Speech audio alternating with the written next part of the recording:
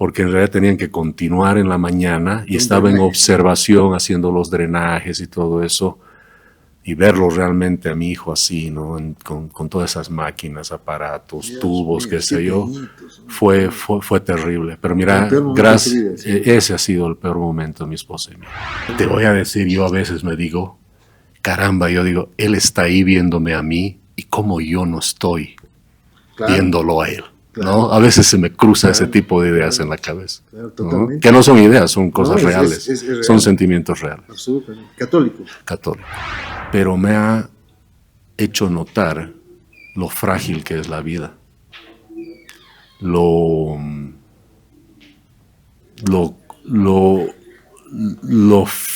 fácil que es perderla. Lo inexplicable, lo impredecible que es. Nuestro invitado de hoy nos relata la forma en la que su hijo salvó la vida milagrosamente después de sufrir un accidente en bicicleta que le provocó un derrame interno. Además, hubo 3 milagros, 3 hechos en la que él, nuestro invitado, estuvo a punto de perder la vida y se salvó milagrosamente. Con nosotros, Jaime Dunn. Bienvenidos al podcast Doy Fe.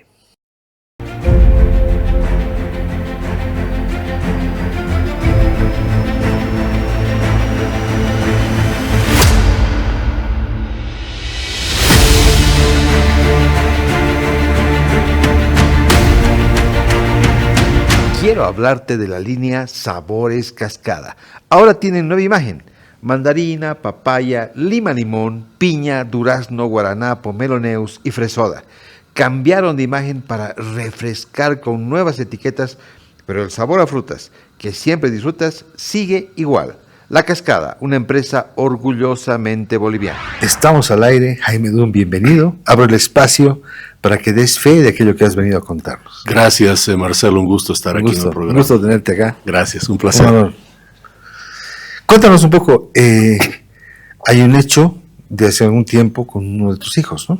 Sí, Fabián. Fabián. Es mi hijo menor.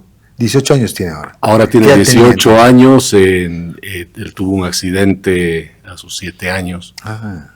En bicicleta, un accidente que uno a veces lo deja, o sea, uno se entera, ha habido un accidente, tu hijo está un poco adolorido, y lo que sucedió es que él cayó de una manera que el volante de la bicicleta, el manubrio, le dio en el abdomen.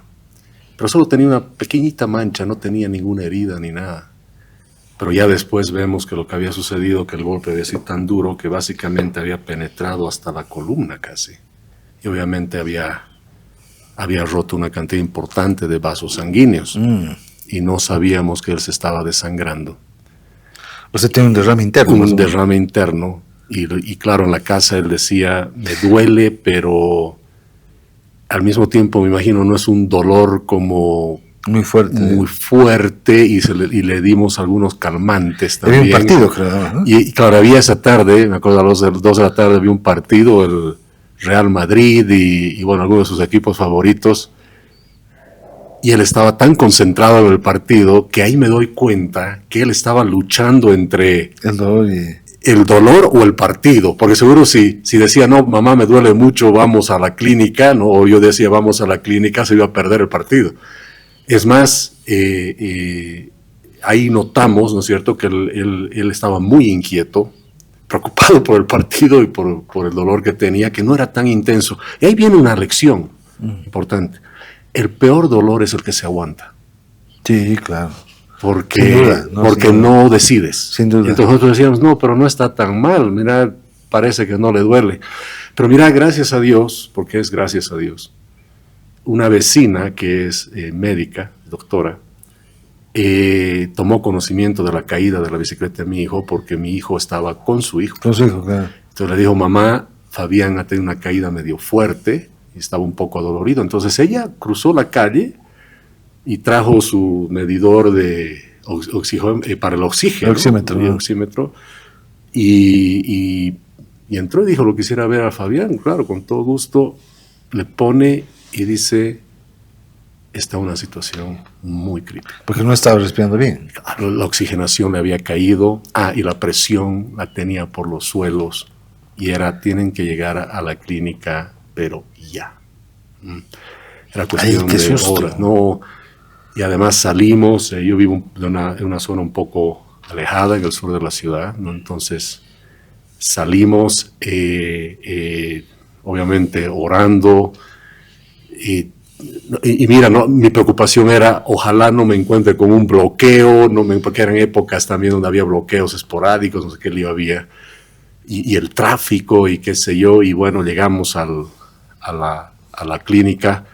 Claro, cuando ya llegamos, el grado de deterioro era tan grande que ni siquiera esperaron por una camilla, lo agarraron al hombro, ya estaba, y adentro. O sea, ya estaba decaído. Ya estaba decaído, y claro, no se sabía que era una hemorragia todavía. Entonces rápidamente hacen algunos análisis y el médico le dice, para ver que no pierda la conciencia, ¿no? Háblame un poquito, ¿no? Y le decía, ¿cómo te sientes? Y él decía, estoy bien, ¿a qué hora es el partido? Seguía preocupado por el partido, ¿no? Claro, entonces hay unos... Y parte de eso como un poco que ha ayudado a que él mantenga la conciencia. Sí, parece que eso lo mantenía alerta. Exactamente. Estaba tan preocupado entonces, porque medio que se quería dormir y no podía dormirse. Me decía, no puedes dormir, el partido ya va a empezar, ¿no? Entonces, él hacía ese esfuerzo. Claro, ya no había tiempo para hacer estudios, análisis. Me acuerdo, el médico dice, necesito un análisis de orina rápido porque había una caída. Me imagino para ver rastros de sangre o algo así. Y él dice, no hay tiempo, lo hace orinar en una probeta, contra la luz va el médico y dice, vamos adelante. O sea, simplemente, ya no había tiempo para hacer los análisis tradicionales. Fue una operación de casi 7-8 horas. Lo han operado. Sí, le tuvieron que hacer una operación. Había claramente los indicios de un derrame. Y el médico a mi esposa y a mí nos dice, miren, hay un derrame. Eso ya está clarísimo. El tema dice, esto es como cuando se inunda el sótano de una casa. No sabemos de dónde es. Entonces esto va a tomar tiempo. Es una operación muy complicada. Y tenemos que encontrar el problema. Y nos adelanta. Si es uno de los órganos vitales, por ejemplo, no sé, el hígado, por ejemplo, es muy difícil, ¿no? Dios mío, qué duro. Entonces te empieza a decir, ojalá no sea, ¿no? Algún órgano, porque hay algunos que simplemente no se puede hacer mucho, ¿no? Y además el tiempo que ha pasado.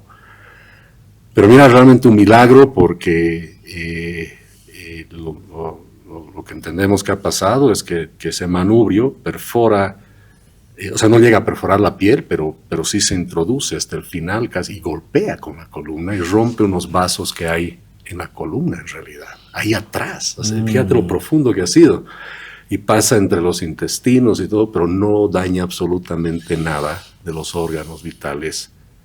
Y claro, eso simplemente lo supimos después de la operación, ¿no? Fueron momentos de mucha angustia. ¿Cuánto tiempo de la operación? Porque fue casi 8 horas. Ay, Dios mío. Casi 8 horas. Y bueno, en realidad, cuando termina, nos dicen que en realidad no ha terminado la operación, que tienen que, lo ponen en terapia intensiva, todavía dormido, entubado, y en realidad la incisión quedó abierta, en realidad.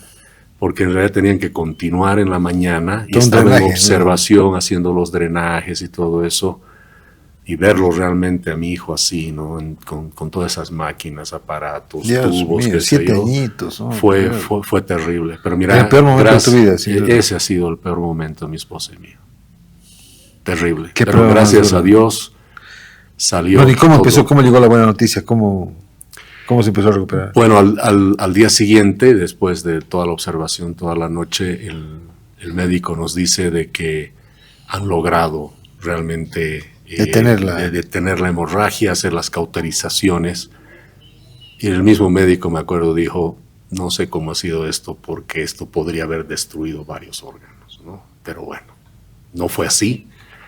Y logró cauterizar todo un área. Me dijo que era era bastante grande, eran como 20, era como 10 centímetros por 10 centímetros, o sea, un área muy grande que se había destruido ya de vasos capilares muy pequeñitos, no recuerdo qué se llama esa parte del cuerpo humano, tiene un nombre, el mesenterio. El mesenterio. Mesenterio, sí.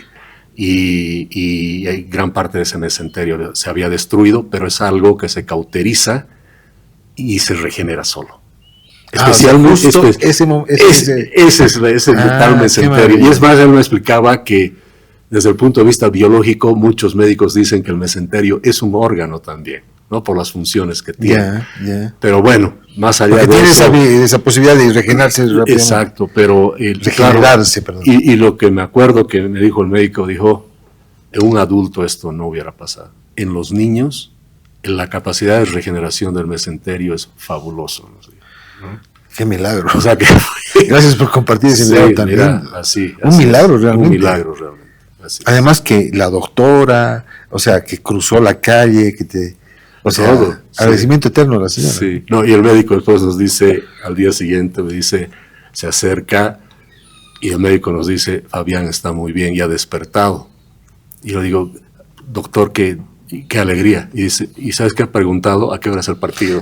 Seguía con el partido. Había perdido la noción del tiempo, claro. Y seguía con la idea del partido. ¿Y ganó su equipo por lo menos? Ya no te acuerdas. Él es del Real Madrid. Él siempre ha sido fan del Manchester United, del Real Madrid. Bueno, hoy en día él está en la reserva del Club Bolívar. Arquero es él. Es arquero. Es arquero. Uno de tus hijos es arquero. Es arquero y está pues ya jugando a nivel, digamos, profesional. De 18 años. Así es. Y está pues en el gran dilema, ¿no? Es un gran jugador de fútbol y tiene que estudiar y no sabe cómo manejar el tema de los estudios. Obviamente lo estamos asesorando. ¿Qué le has aconsejado tú? ¿Al fútbol o a los estudios? Mira, te voy a ser bien sincero. Me he dado cuenta que hoy tienen que decidir ellos. O sea, como padre, me di cuenta que, porque yo estaba, debo reconocerlo, Marcelo, yo al principio, bueno, él juega fútbol desde sus 15 años, y yo siempre le decía, mira, tienes que estudiar, el fútbol ponlo de un costado, y la verdad que no lo estaba ayudando. Me di cuenta que como padre, lo mejor es decir, hazlo, te apoyo, pídeme un consejo y te lo voy a dar, ¿no? Pero sí llegó a un punto donde yo estaba resistiendo mucho el deporte y me di cuenta que yo estaba cometiendo un error. Entonces ahora él está tomando, obviamente, justamente hoy día estaba en el dilema porque ha sido aceptado en unas universidades en Estados Unidos y también en España, y en España tiene la probabilidad de jugar en un club profesional, entrenar para seguir ganando horas de partidos, digamos, y puede estudiar en la universidad. Entonces está con ese gran dilema. Justamente hoy día en el almuerzo estábamos hablando de ese tema. Son los dilemas, pues, de los buenos estudiantes y buenos deportistas. Es un buen dilema, le digo, que el que tienes, ¿no? Y tiene que tomar decisiones. Pero la decisión es de él. Si él apuesta por el fútbol, lo vas a apoyar. Es de él. Bueno, y por supuesto tiene el tema del Bolívar. Mira, aquí el también. Papá ha llegado a la bolsa de valores. ¿Por qué no el hijo podría llegar al Real Madrid o al Barcelona? ¿Por qué no? Si tiene las condiciones, ¿no? Así es. Y yo creo que hoy en día, ¿no? Las oportunidades que se dan para los muchachos son tan grandes. Es un mundo más globalizado, con más cosas que nosotros en nuestra época. Así que... bueno, por supuesto el apoyo de los padres 100% y creo que se va a ir a España. ¿Se va a ir a España? Sí. O sea, va a estudiar y al mismo tiempo va a jugar en España. Ahora, no sé que se le abra una puerta por ahí, digamos, ya verá él. Vamos a ver. ¿Y quiere estudiar? Él quiere estudiar negocios relacionado al deporte. Tú sabes, en otros países hay ese. Claro, tengo una hija, por ejemplo, Adriana, ella canta, y estudió en Estados Unidos negocios en el mundo de la industria del entretenimiento. Entonces ahora ella trabaja en Nashville con una empresa que maneja artistas, de managers, y al mismo tiempo, pues, bueno, ya no tiene la oportunidad de cantar como antes, lo cual me parece lamentable porque está abocada 100% al trabajo, Pero fíjate, ¿no? Está en lo que le gusta hacer, y esa es una de las grandes ventajas de estos países, ¿no? Donde uno realmente encuentra la carrera que uno quiere y está ahí como hecha para uno, ¿no? Mira, qué linda historia, te agradezco habernos contado, qué lindo milagro, ¿no? Primero, el hecho de la historia de Fabián, que ha salido realmente milagrosamente, y Dios está ahí, ¿no? Estuvo Dios ahí en está todo ahí. momento siempre. Siempre está. ¿Cómo es tu Siempre está relación al lado. con Dios? Es una relación muy buena. Quisiera que sea la verdad.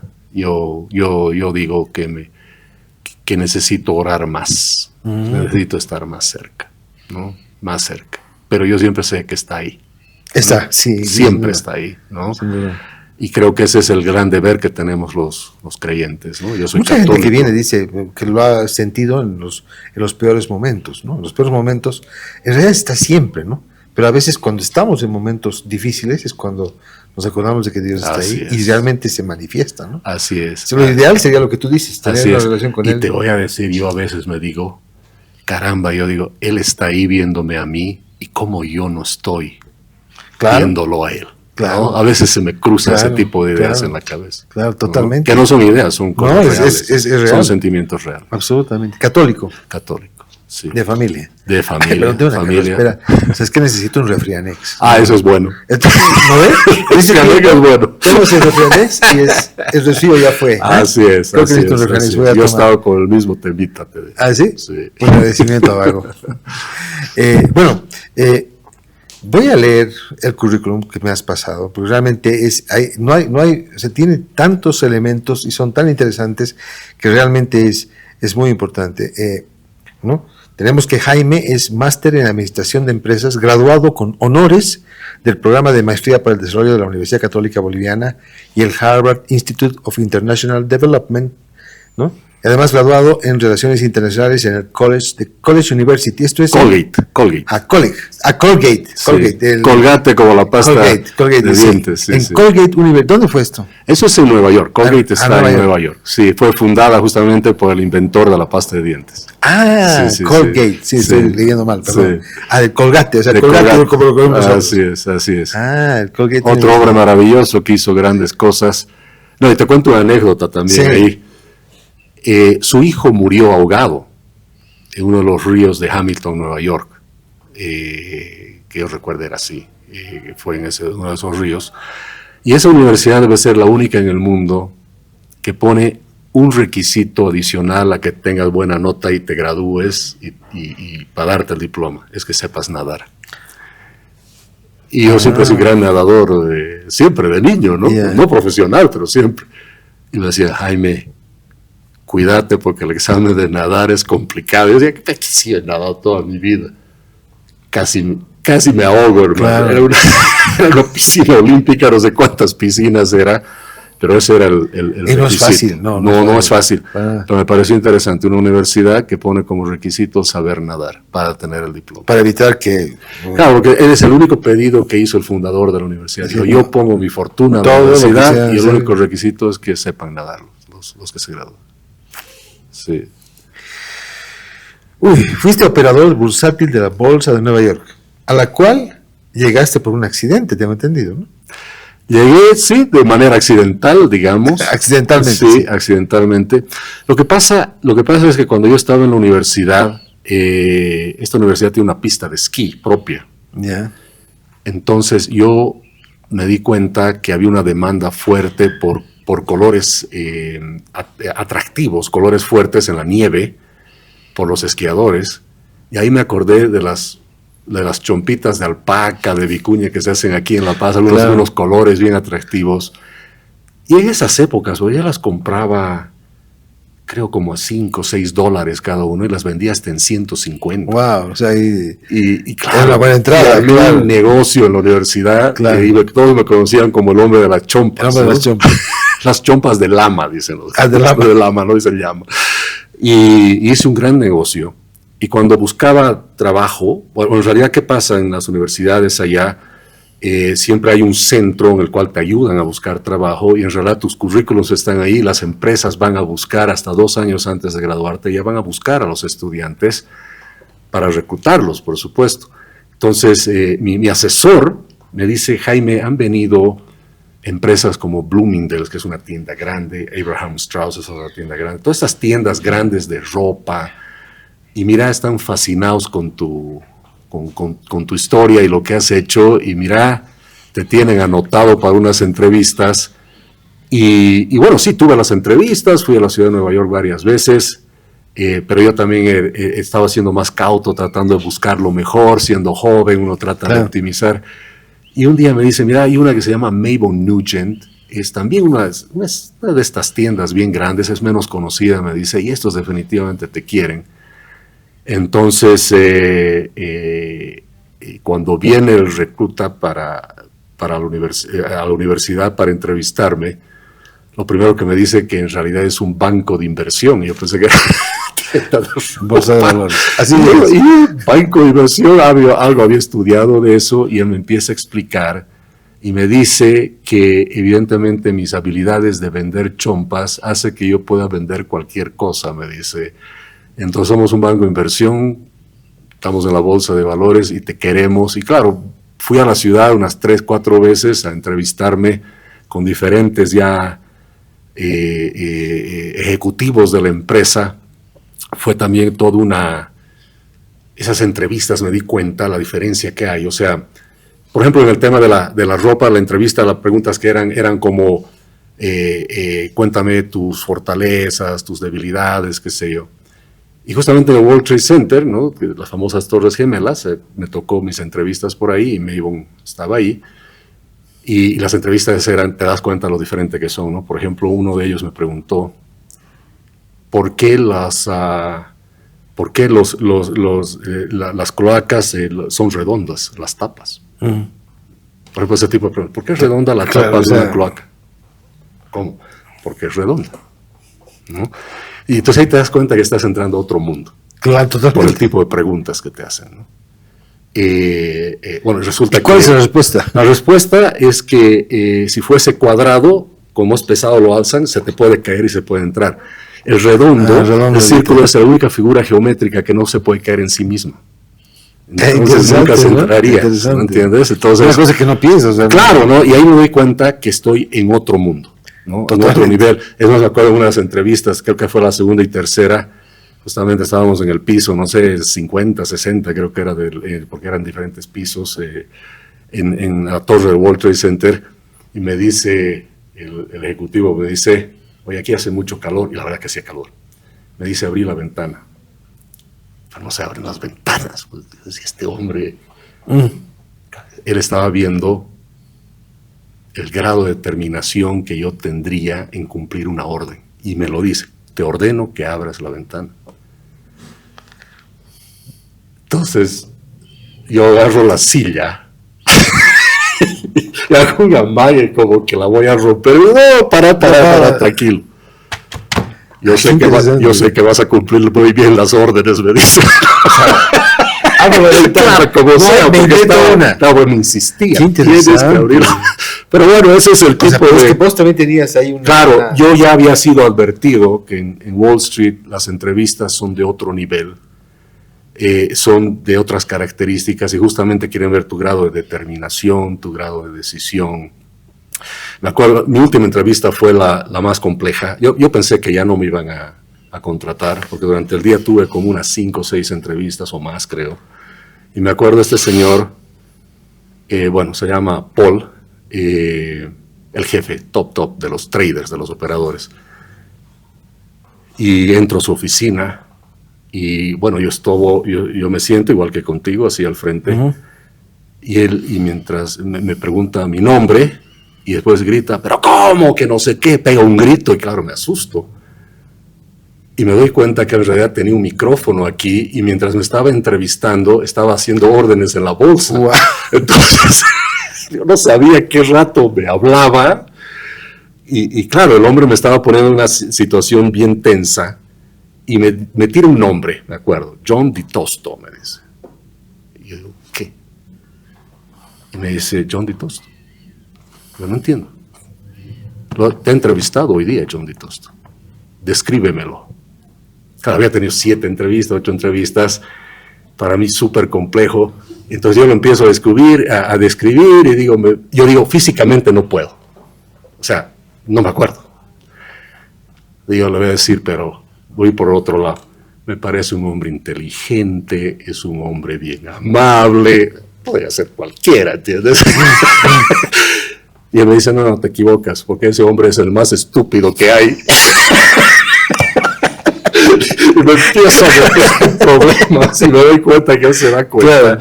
Y seguimos así, y yo sudaba, claro, porque era mi última entrevista, y además yo dije, ya la perdí, ya, esto es imposible. Y al final, él se llama Paul Isaac. Paul Isaac. Y él me dice, Paul Isaac, describime. Entonces yo lo miro a los ojos. Además, yo cada vez que le decía a un hombre, siempre decía, ese no sirve, es un flojo, es un no sé qué. Paul Isaac. Y yo le digo, mira, Paul, no vas a creer, pero tú eres igual a mí, le digo.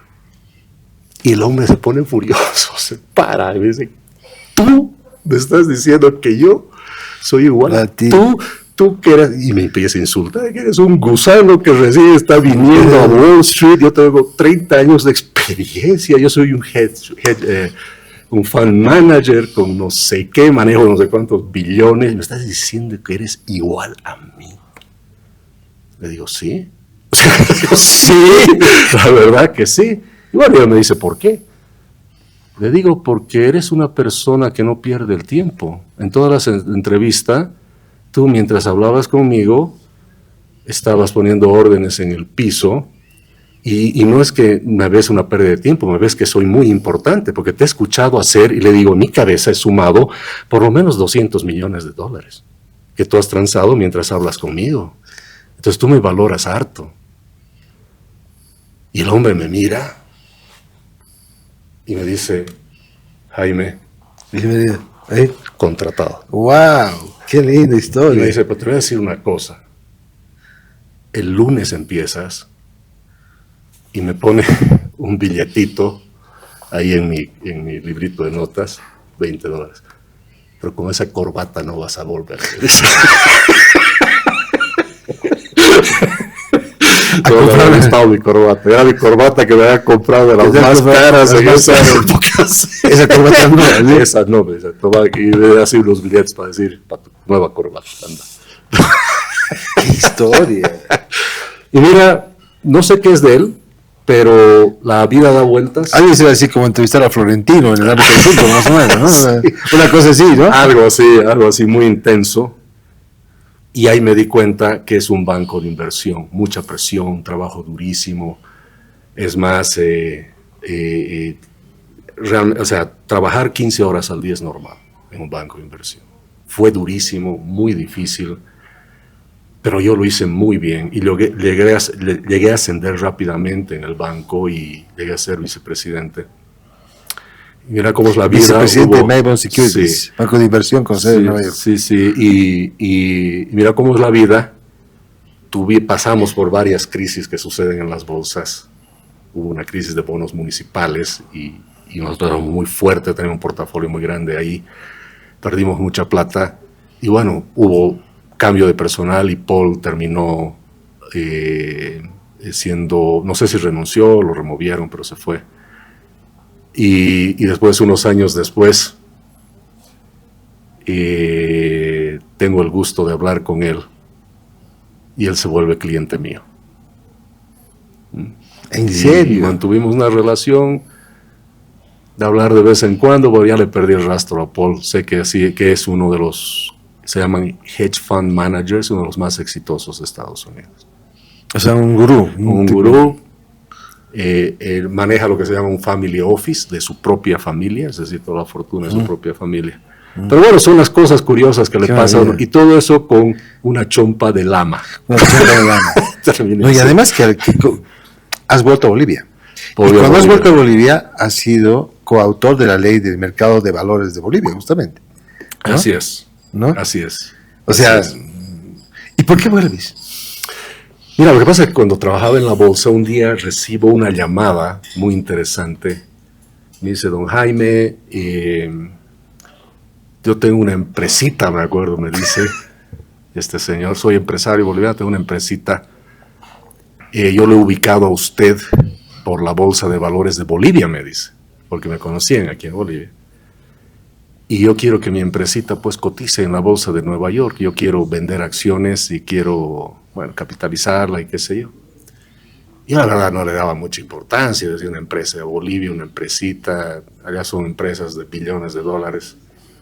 Pero sin embargo, muy interesante la llamada y empiezo a hablar con la persona y yo, la verdad es que le voy directo a hacer preguntas, ¿no? ¿Y cuánto vende? ¿Y qué hace? Bueno, resulta que era don Max Fernández de la CBN. Me dice, soy Max Fernández. Y hay una historia que vamos a contar después, no me spoile, ¿ya? Y bueno, claro, yo había escuchado de don Max.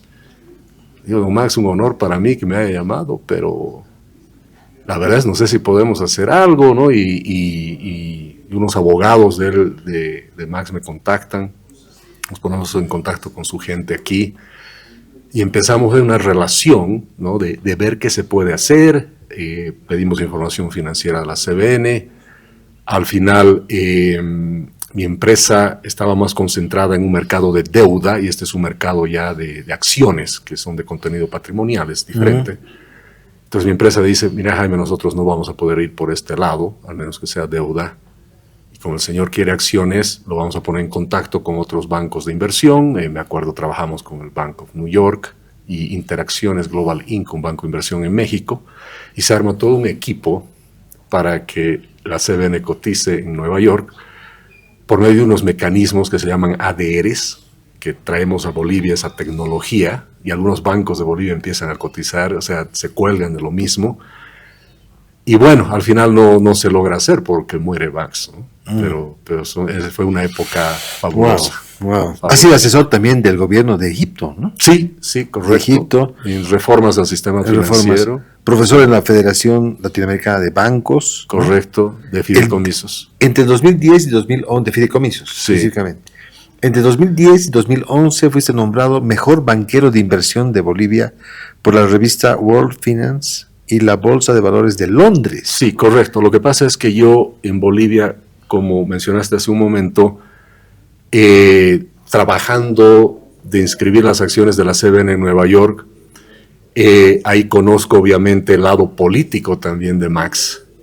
Y Max me dice, mira, se está haciendo aquí en Bolivia una ley de no sé qué vainas que vos sabes, me dice, y era la ley de valores, era la ley del mercado de valores. Entonces trabajo en una comisión, soy coautor de esa ley, y trabajando en esa ley lo que hice es introducir unos mecanismos de financiamiento un poquito sofisticados que se llaman titularización aquí en Bolivia, y abrimos ese mercado en Bolivia que no existía en Bolivia y fue un mercado muy exitoso. Es más, te paso un dato. Lo escuché a Manfred hablar que va a vender el litio por adelantado. Sí.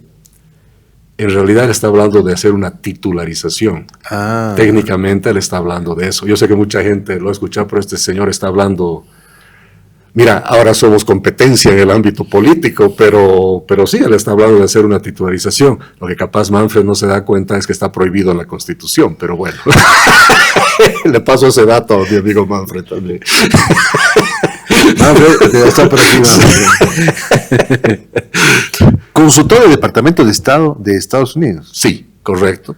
¿Cuándo fue? Justamente en estas épocas, ya después entre el 2011 y el 2015 más o menos, trabajamos en esto de titularizaciones. Lo que pasa es que la titularización es vender algo del futuro hoy. ¿No? Digamos, tú tienes un salario de $1,000, para ponerle un número, $1,000 bueno, no hay dólares, 1,000 bolivianos, digamos, mensuales, son 12,000 al año, son 120,000 en 10 años. Entonces, este mecanismo de titularización hace que tú puedas vender tu flujo futuro de 120,000 por, digamos, 80,000 hoy. Entonces, tú recibes la plata hoy y todo lo que ganes en el futuro es del inversionista. Entonces, ese mecanismo hemos introducido en Bolivia. Es un mecanismo muy sofisticado de financiamiento y te permite hacer estas ventas a futuro, ¿no? Entonces, los bancos en el mundo reciben remesas, flujos de remesas, y los bancos pueden vender el flujo futuro de remesa en los mercados de valores para poder hacer inversiones en los países. Entonces el Departamento de Estado me contrató para hacer un estudio de titularizaciones de remesas, se llama, en Centroamérica, y se hizo muy bien, fue algo muy exitoso, se hizo en El Salvador, y hasta el día de hoy se utilizan esos mecanismos. En Bolivia no se puede hacer porque no está... En Bolivia, en su momento se podría haber hecho, pero en Bolivia, la verdad, la normativa es tan compleja, la regulación es tan extrema, que cosas que en Bolivia se deberían hacer fácilmente, se hacen en otros países y no en Bolivia, aunque la idea es boliviana. Y si llega a ser presidente, perdón, pero es que es una pregunta obvia, ¿cómo vas a hacer para cambiar eso? En realidad... ¿Hay que cambiar la Constitución? En realidad, yo propongo cambios bien profundos de verdad. Ah. Y eso implica hacer reformas constitucionales y cambios constitucionales. Es más, cualquier precandidato... O sea, hay que ir al constituyente. Bueno, hay mecanismos, los mecanismos que la misma Constitución contempla, referéndums, etcétera, etcétera, pero hay que hacerlo, porque la Constitución es el reflejo, en realidad, ¿no es cierto? O digamos, el modelo económico es el reflejo. Permítenos robarte unos segunditos de tu podcast, Doy Fe, porque tenemos una excelente noticia que compartir contigo y para ello estoy con nuestro productor Miguel Guzmán. Miguel. Marcelo, todos los domingos a partir de las 8:30 de la noche estaremos en señal abierta por Palenque TV. Así que los esperamos. No se olviden, podcast Doy Fe en Palenque TV, todos los domingos a las 8:30. Ya estamos en señal abierta, Miguel, es un gran logro, realmente estamos muy felices y queremos agradecer a Verónica Palenque por abrirnos esa casa televisiva. Estamos de fiesta en Doy Fe y ahora sí, sigue con tu entrevista. La Constitución es el reflejo, en realidad, ¿no es cierto? O digamos, el modelo económico es el reflejo de la Constitución, un modelo económico ya agotado, básicamente basado en la redistribución de la riqueza y no en la creación de riqueza. Y eso es un tema constitucional. Para que Bolivia cotice en la bolsa. Y para que todos los bolivianos podamos ser accionistas en las empresas también en el mundo. Yo, por ejemplo, una de las grandes ventajas que he tenido, y lo puede tener cualquier boliviano, es que yo he aprendido que con apenas $10 puedes comprar acciones de empresas en el mundo. Cualquier ciudadano boliviano puede hacer eso. Y yo creo que el Estado boliviano debe de facilitar que los bolivianos sean inversionistas a nivel mundial. No solo a las empresas bolivianas, sino a las empresas a nivel mundial. Y yo, por ejemplo, en mi programa de gobierno tengo ese tipo de cosas. Lo llamo el capitalismo popular. Y todos somos pequeños capitalistas. Y lo que pasa es que no nos han enseñado cómo podemos hacer crecer nuestros pequeños ahorros. Interesante. Y obviamente, pero el Estado no como está, sino que achicarlo, me imagino, ¿no? Sí, la política es que tienes que hacer una reducción importante del gasto público y eso implica eliminar ministerios, como en mi ley. Hay ministerios que hay que eliminar y no solo por eliminar. Por ejemplo, hay 2 ministerios de entrada que hay que eliminar en este país, que van más allá de la reducción del gasto público. Uno es el Ministerio de Justicia, porque el Ministerio de Justicia en realidad es una entidad que está en el Poder Ejecutivo vinculada al Poder Judicial. No hay independencia de poderes. O sea, nosotros hemos institucionalizado la desinstitucionalización del Ministerio del Poder Judicial. Claro. Entonces el ministro de Justicia decide sobre la justicia, ¿no es cierto? Entonces ese ministerio no puede haber. Y el Ministerio de Gobierno, ¿por qué se llama Ministerio de Gobierno? Porque trabaja para el gobierno, no para la gente. Esos dos no pueden haber. O sea, esos dos no porque sea un gasto público. No. Por principio. Por principio, porque está violando la independencia de los poderes y ambos están siendo utilizados como mecanismos de persecución, de fabricación de perseguidos políticos. Desde ahí se decide quién entra a la cárcel y quién sale de la cárcel. Eso no puede ser. La justicia no puede ser una oficina en el Poder Ejecutivo. Oye, mira, sigo con tu currículum.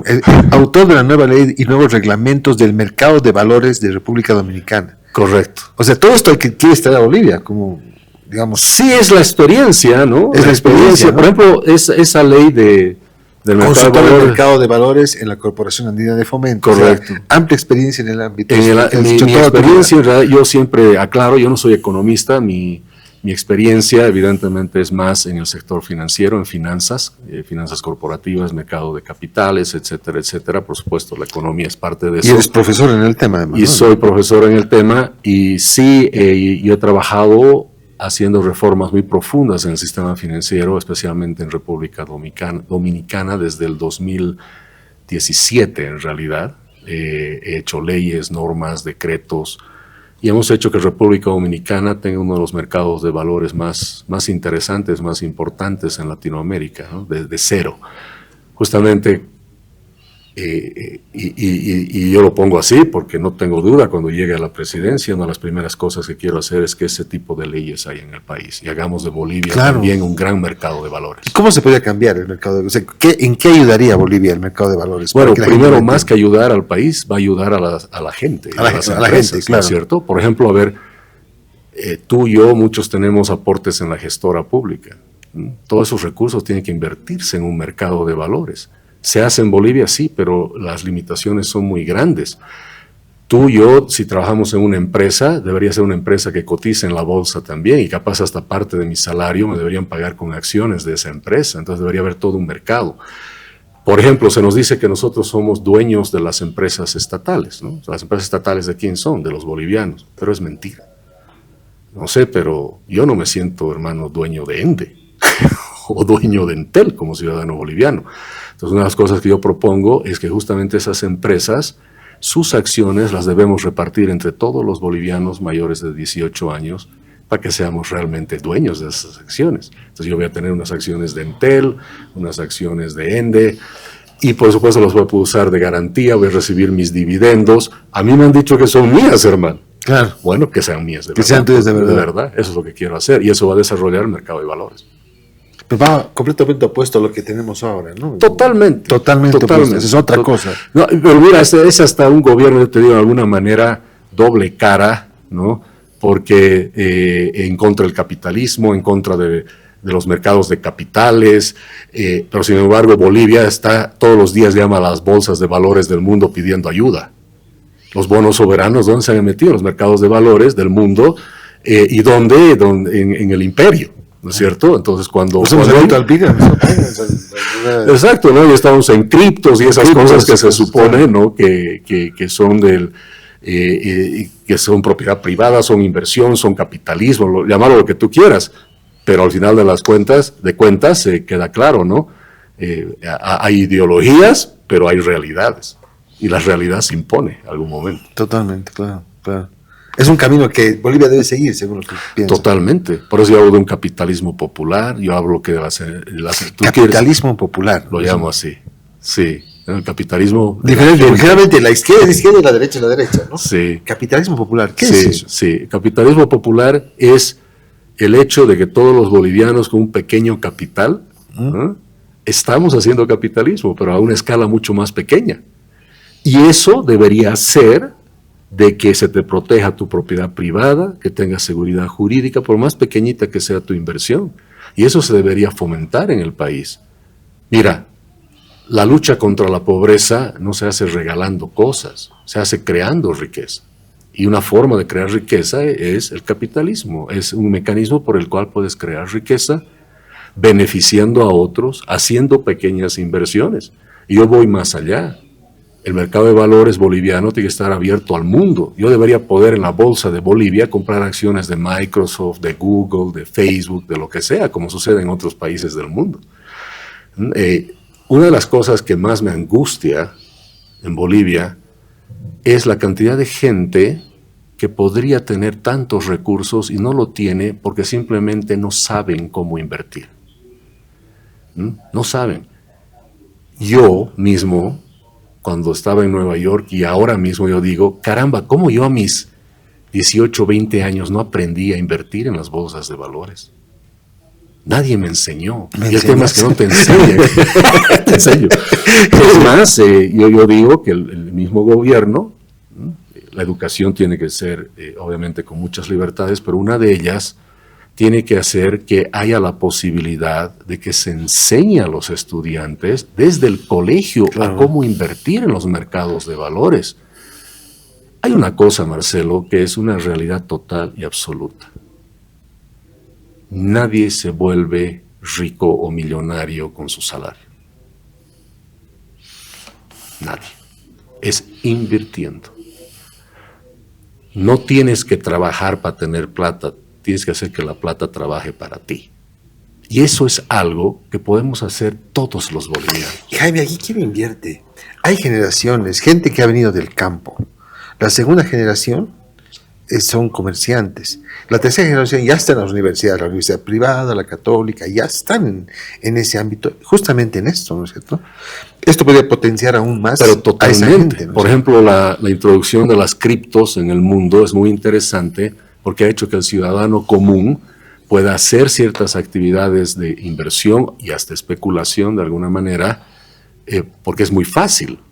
Ahora, ese es un extremo que es tan fácil que mucha gente lo hace sin saber. La idea es que lo hagas sabiendo también, Claro. ¿no? Pero así como puedes comprar una cripto en tu celular, hoy en día puedes comprar acciones de Google, Microsoft, y te vuelves... Yo, por ejemplo, siempre les digo a los amigos de mis hijos, ¿no? Digo, bueno, cuando eran más jóvenes y aún ahora, les digo, ¿saben qué? Elon Musk es mi socio. Y se me mueren de la risa, ¿no? Digo, ¿verdad? Somos socios. ¿Pero cómo es eso, don Jaime? Yo tengo acciones de Tesla. Claro, son insignificantes. Pero legalmente y técnicamente somos socios. Sí, claro, legalmente sí. Entonces, Bill Gates también es mi socio, ¿no? Hace años. Pero ¿a qué me voy? Que es como inalcanzable, aparentemente. Es que ¿no? suena así, parece suena inalcanzable. Es más, una de las reformas que yo planteo y lo vengo diciendo hace muchos años, las inversiones de la gestora tienen que estar en los mercados de valores internacionales. O sea, ¿por qué todo en Bolivia? Si en Bolivia hay más riesgo y menos rentabilidad cuando podemos invertir en otros países. Mira, una empresa como La Apple, gestora, estás hablando de gestora pública. La gestora, Claro, o sea, las pensiones. Las pensiones para Exacto. nuestra vejez. Eso. Claro, eso debería estar invertido en empresas a nivel Para que la gente mundial, entienda, para ¿no? que la gente también cuando se jubile tenga más plata que ahora. Esa es la idea. ¿Se ¿No puede es hacer cierto? eso? Claro, a ver, tú tienes empresas como Apple, si tú ves su rentabilidad de los últimos 15 años, en promedio gana 60-70% al año. Una empresa como Apple. Ahí está el celular, Apple, ese es tu celular. Si tú hubieras invertido hace 10 años el precio que te ha costado ese celular, ¿no? Lo hubieras multiplicado exponencialmente. ¿Y qué te prohíbe hacer eso? Nada. ¿Y por qué no lo haces? Porque no tienes el conocimiento. Nada más. Es un tema de know-how, nada más. Y la gestora pública debería dividir los fondos en varios fondos de pensiones, uno de más riesgo, menos riesgo. Los que están a punto de jubilarse estarán en menos riesgo. Pero la gente joven debería tener invertidos sus aportes a largo plazo en estas grandes empresas. Y yo te aseguro que el día que se jubilan, tiene una cantidad importante de recursos. Ahora, no estoy diciendo que esto es algo novedoso. En el mundo lo hacen así. Uruguay, Chile, los fondos de pensiones, multifondos, están invirtiendo en todas partes del mundo. Es más, cuando tú ves la rentabilidad de algunos fondos de pensiones en Chile, el 70% es lo que han ganado afuera, solo 30 o a veces 20% ganan en Chile. Yo creo muchas coincidencias. O sea, yo no creo en las coincidencias, creo que todo pasa por algo, ¿sabes? Y en este momento, justo cuando estamos pasando la escasez del dólar, creo que la gente ha empezado a mirar un poco más allá en este ámbito, ¿no es Así cierto? es. Porque la yo soy necesidad, te soy sincero, o sea, el gobierno que ha dicho no hay dólares, y yo te puedo comentar, o sea, yo he estado varios años trabajando en tratar de impulsar las criptos en Bolivia. Tuve el gusto de conocer a la diputada Mariela Valdivieso, nos cruzamos porque los dos estábamos cada uno por su lado haciendo lo mismo. Trabajamos un proyecto de ley, en realidad había un proyecto de ley que había usado algunos análisis que yo había hecho, y hablábamos de las criptos hace unos 3-4 años atrás, y todos estos son unos locos. Hablabas de esto hace 3 años, yo decía, claro, o sea, ¿no? pero hoy ya toda la gente está ya en la onda. ¿Cómo va? Y te diré, mira, una de las cosas, digamos, interesantes es que entre idas y venidas, por el ámbito profesional, logré un día conversar con una persona muy técnica en el gobierno y le explicaba cómo funcionan las criptos y cómo se pueden hacer operaciones y cómo eso puede ser una solución al dólar. Yo me acuerdo que él agarró una servilleta y empezó a anotar. Y mira, un año después aparece todo. Todo esto, o sea, claro. Una sorpresa grande, ¿no? La verdad es que la falta de dólares, la necesidad hace que la gente busque alternativas. Y el primero en buscar alternativas es el gobierno. Es más, yo le digo al gobierno, mire, ustedes están prohibiendo las transacciones en criptos, pero hay más de 210,000 cuentas, les digo, de bolivianos en criptos. Y él me dice, imposible, eso no creo. Y yo le muestro los datos, él después hace las verificaciones, me imagino, y me dice, Jaime, realmente hay 210,000 cuentas. Hemos visto. Y les digo, ven, y el gobierno ni sabe. Pero ¿sabes qué? Porque no sabe, es que hay las cuentas. Porque si el gobierno se mete, lo va a perjudicar. Claro, ¿no? claro. Y por eso han tratado de poner una regulación lo más laxa posible, porque ese es el ejemplo claro del libre mercado. Sin intervención estatal se ha desarrollado todo un sistema. Y ya está. O sea, ya está. O sea, y hoy en día yo hacía seguimiento a las transacciones, porque una de las cosas del mundo cripto es que tiene mucha información. Tú, por ejemplo, no podrías saber de manera pública, no sé, el banco X, cuánto ha transferido en bolivianos ayer. Pero en el mundo cripto tú tienes ese tipo de información, es pública y gratuita. Entonces yo hacía todos los análisis con ayuda con algunos expertos que tienen mejor acceso a más información y veía que se transaban en Bolivia en esas épocas como 1 millón al mes más o menos de dólares. Y había 218,000 cuentas. Bueno, hoy día son más o menos 35 millones de dólares al mes. Y es un mercado que se ha hecho solo, sin participación del Estado, y ahí te das cuenta la libertad de los individuos, cómo genera creatividad, innovación, y la gente por sí sola encuentra soluciones a los problemas que le ha causado el gobierno. Totalmente, increíble, ¿no? Oye, pero hay una anécdota que hemos charlado en la charla previa, que tú entraste a Bitcoin porque hackearon tu computadora, ¿cierto? Sí. ¿Cómo fue eso? Cuéntame. Yo no tenía idea de las criptos ni nada hace años atrás. Y un día estoy en mi computadora y veo que todos los files se cambian de extensión. PPT o doc se cambian. Claro, yo digo, debe ser una actualización de Windows, ¿no? Extraña, pero sí veo que la computadora ya se hacía sus cosas y estaba trabajando, claramente. Bueno, después hago clic en abrir un file y me sale un mensaje diciendo su computadora en inglés, ¿no? Ha sido hackeada. Tiene 24 horas para depositar un Bitcoin para que la liberemos. Yo había escuchado del Bitcoin, pero no sabía nada al respecto. Y digo, por Dios, ¿qué es esto? ¿No? Debe ser una broma. Y tengo un amigo, bueno, en su momento trabajaba en Nueva York, en Naciones Unidas, él es de sistemas. Y le pregunto, ¿qué es esto? Y me dice, está hackeado, está secuestrada tu computadora. Y él me dice, mándame el file y no sé qué, me hace hacer unos códigos que saque para enviarle. Y él revisa y me dice, y esto es grave. Es más, me dice, tú sigues haciendo clic en los files y el algoritmo está haciendo que sea cada vez más difícil recuperar. Entonces, no, déjalo así y tienes que decidir qué vas a hacer, porque además te va a subir el precio. Ahorita es un Bitcoin, mañana va a ser 2 Bitcoins, la próxima semana es 3, 4.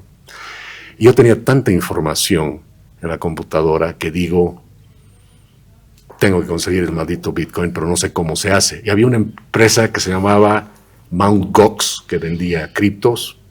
Ya no existe esa empresa.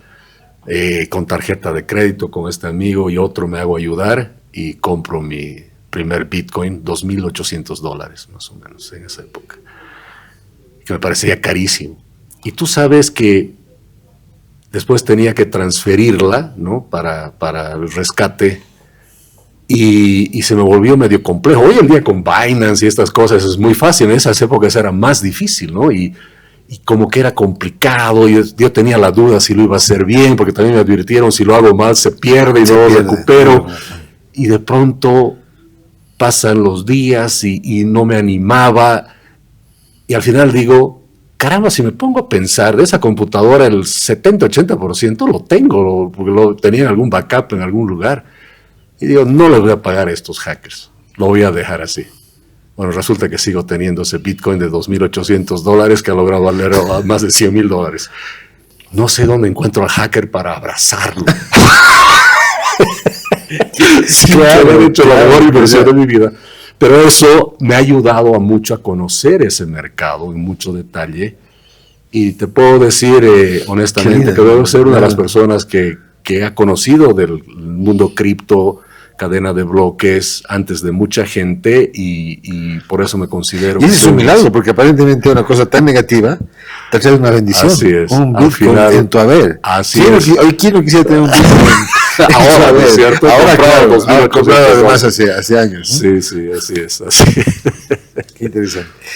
Hay tres elementos, que me comentabas que han ocurrido en tu vida que son claves: el 1988, el 95 y el 2001. ¿Podemos contar? Así es. 1988 estaba estudiando en la Universidad de Colgate y hice estudios también en París y en Suiza como intercambios. Yo estudiaba física y matemáticas también, y allá hay un acelerador nuclear que se llama el CERN, que está entre Francia y Suiza, y fui a hacer una pasantía ahí también, a trabajar ahí. Y al mismo tiempo estudiaba Relaciones Internacionales y en Suiza, en Naciones Unidas también, o sea que estaba haciendo física, matemáticas y Relaciones Internacionales. Y bueno, por temas de Navidad, resulta que me vuelvo a Bolivia, porque yo quería llegar a Estados Unidos, porque nosotros los bolivianos celebramos pues el 24 de la medianoche, ¿no es cierto? Los gringos es el 25. Entonces, por temas de pasaje cerca de la Navidad, yo me tengo que cambiar de un vuelo de Panam y irme un par de días antes para llegar a Kansas, que mi hermana estudiaba ahí, para que pasemos los dos Navidad juntos. Bueno, y así no me embarqué en este vuelo, que en realidad íbamos a hacer una conexión en Londres, Panam 103, y es un vuelo que explota en el aire, un ataque terrorista. Gaddafi estaba metido con eso. Ese vuelo 103 cae sobre Lockerbie, en Inglaterra. Y yo me acuerdo que miraba las noticias y bueno, no le daba mucha importancia. O sea, importancia en el sentido de que esto es algo muy lejano a uno, ¿no? Eso es. Y después me acuerdo que empieza a sonar el teléfono y me llama alguien de la universidad y me dice: Jaime, tenemos los compañeros de Syracuse han muerto. ¿Y con los que hemos estado en Suiza, en Francia? Me dice: sí, los 35. Y yo: ¿qué ha pasado? Y me dice: no, además hay 2 de Colgate, de la universidad. Y yo: ¿qué es ese avión? Me dice. Arquitecto. Ese avión en el que tenía que estar. Sí, me salvó la Navidad boliviana.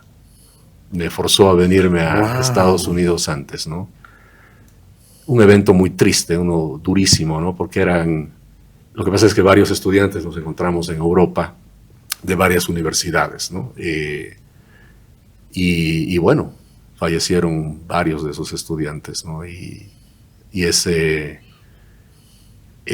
te da pues una especie de... Y eras jovencito, estaban con segundo año de Bueno, universidad. claro, exactamente. Él estaba, yo me gradué el 90, ¿no? Entonces esto fue el 88.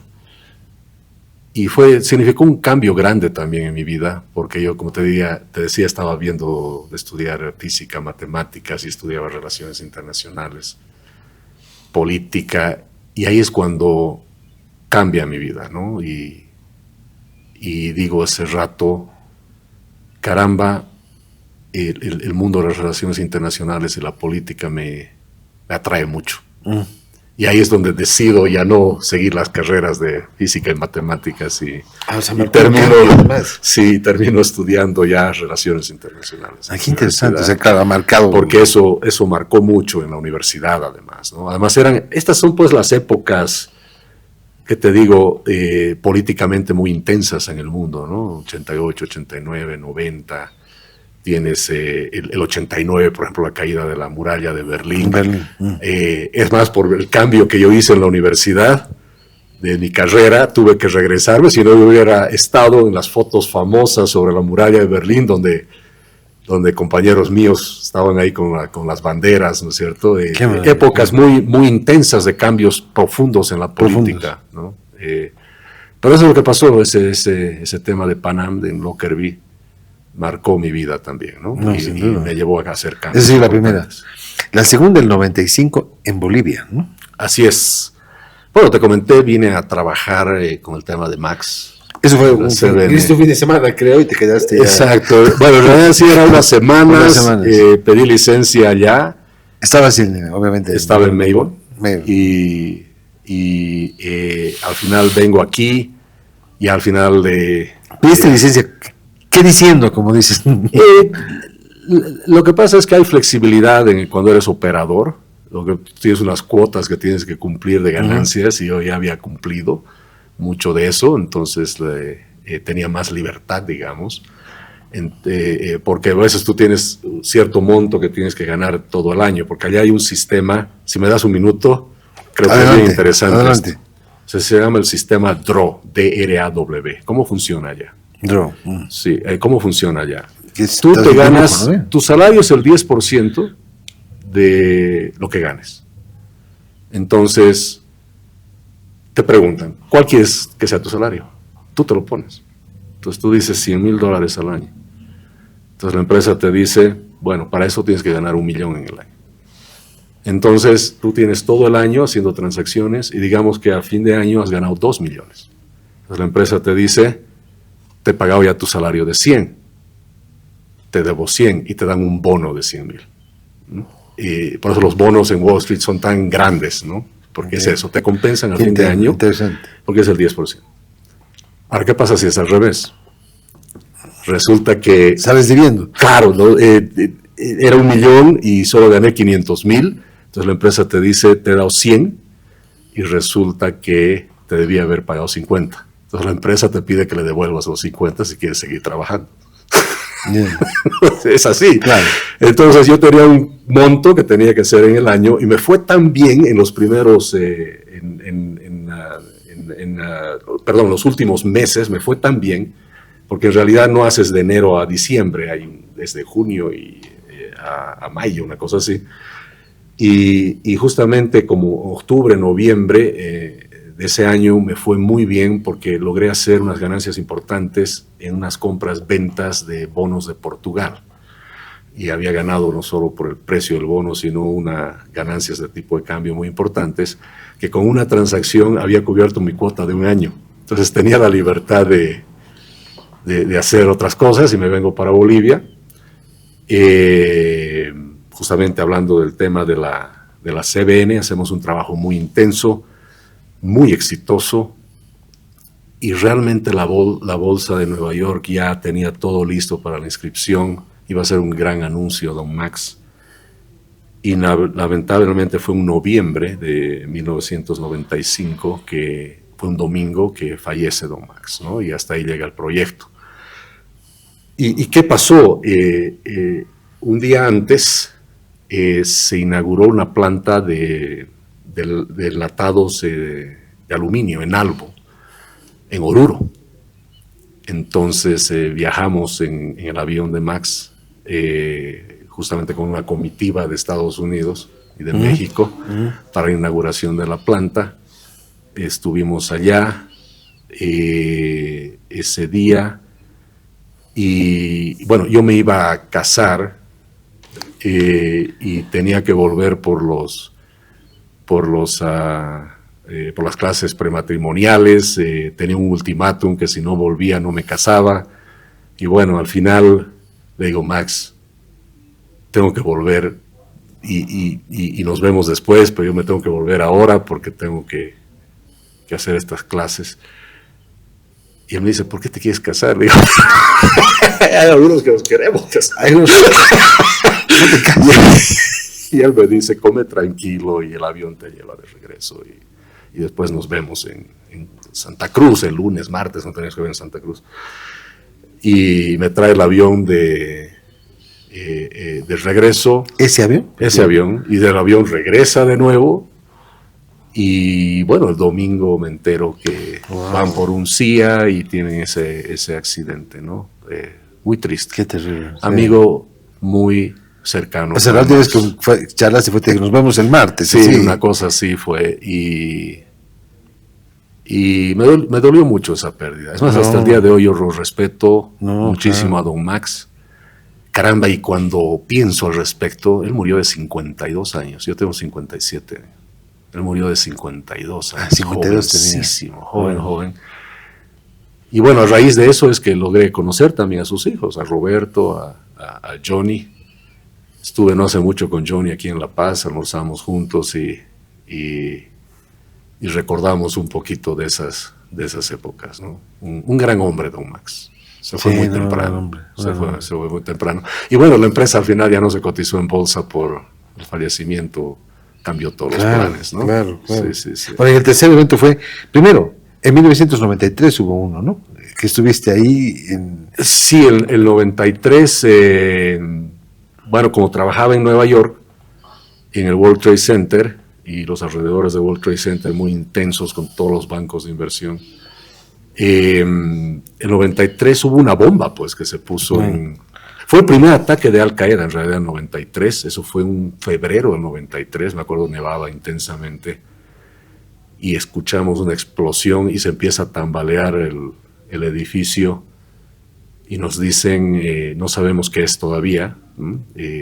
Se apaga la luz, se encienden las luces de emergencia. Yo estaba ahí. Y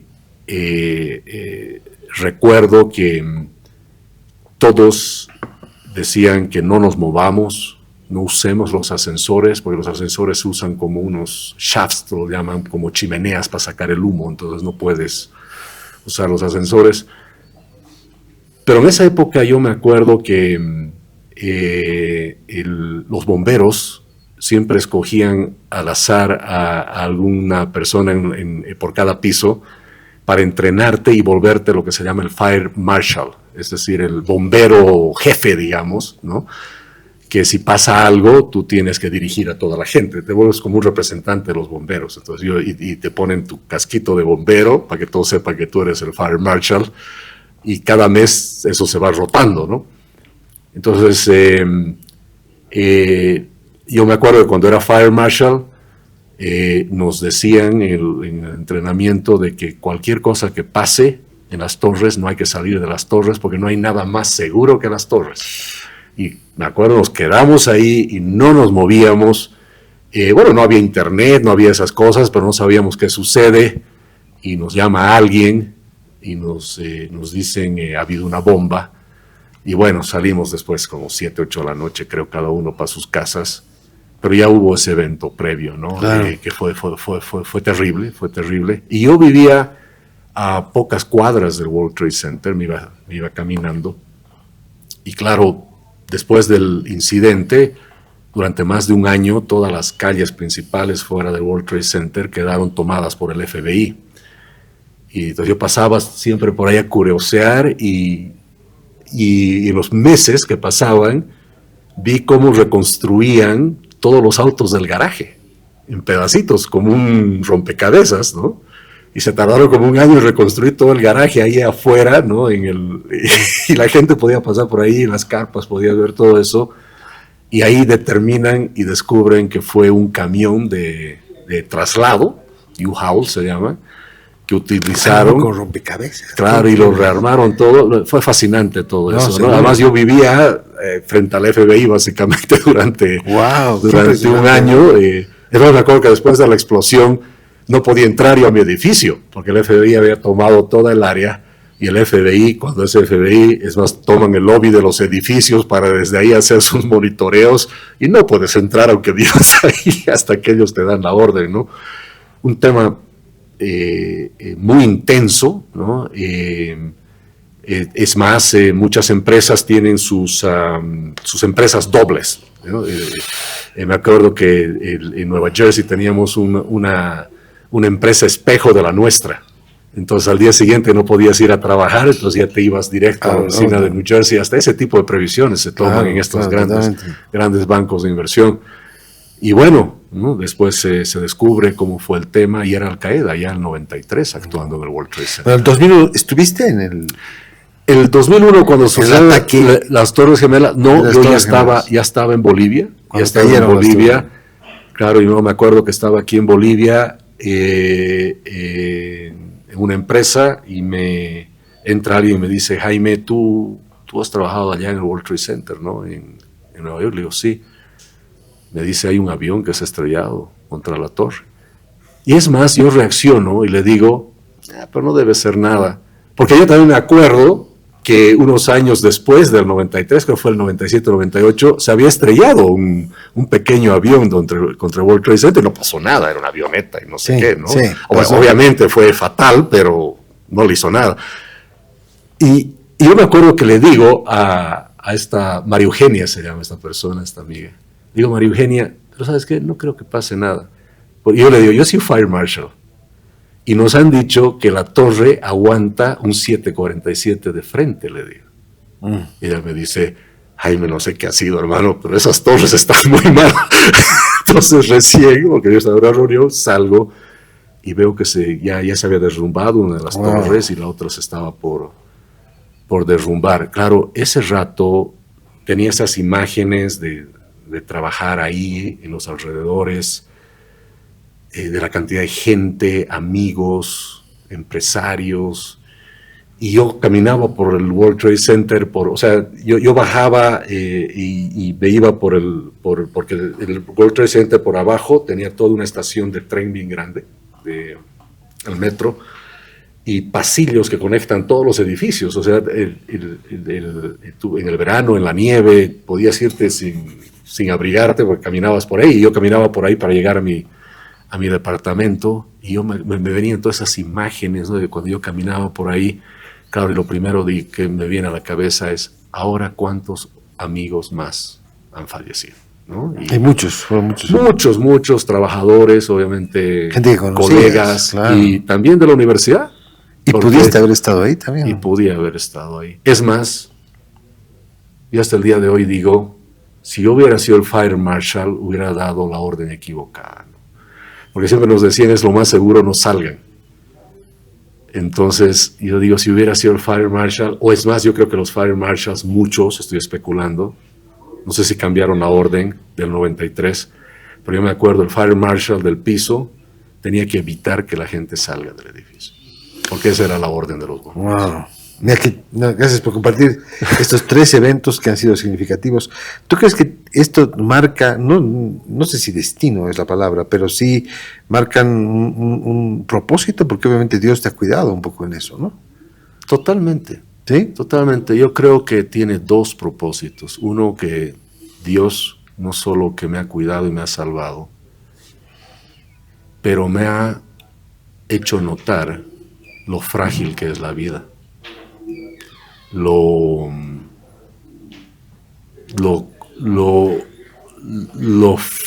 fácil que es perderla, lo inexplicable, lo impredecible que es.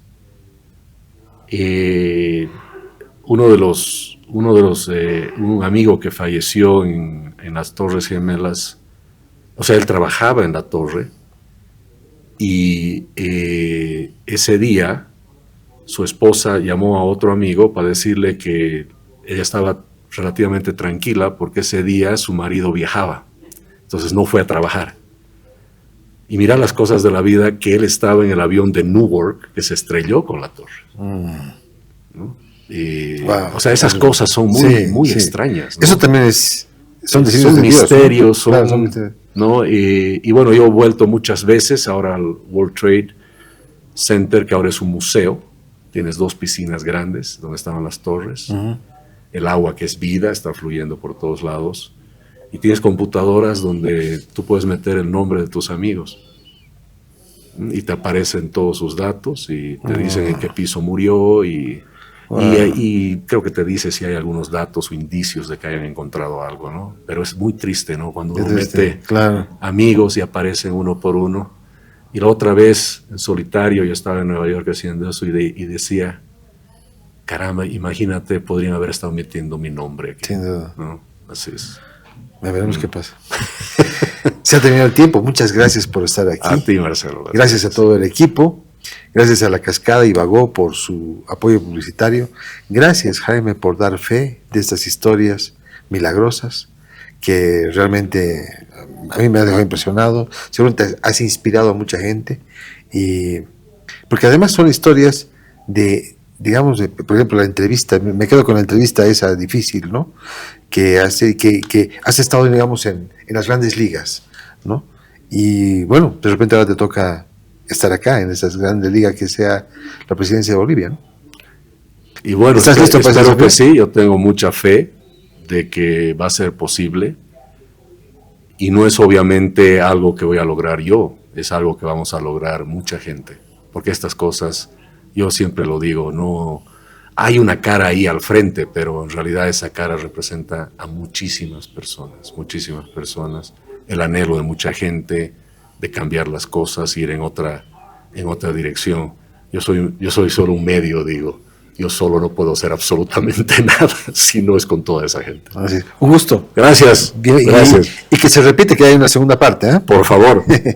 Este fue el episodio de hoy de Doy Fe.